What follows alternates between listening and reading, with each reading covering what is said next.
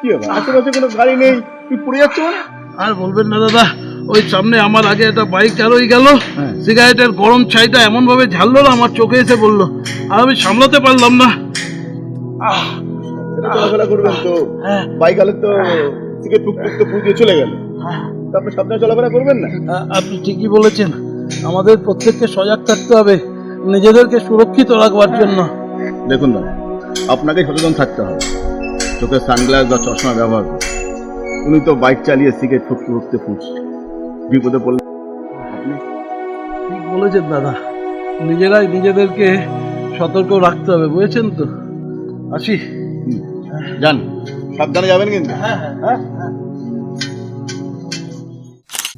তোমার আনন্দের ধূমপানে অন্য জীবনের বিভীষিকা হানে, উন্নত প্রাণীদের সচেতনতা ধ্বংস হবে ধূমপানে আগ্রহতা।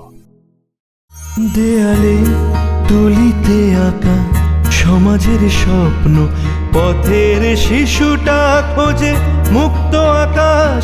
দেয়ালে তুলিতে আঁকা সমাজের স্বপ্ন, পথের শিশুটা খোঁজে মুক্ত আকাশ। দয়া নয় সেবা দিয়ে মুছব চোখের জল, এটাই অনুভূতির বিকাশ।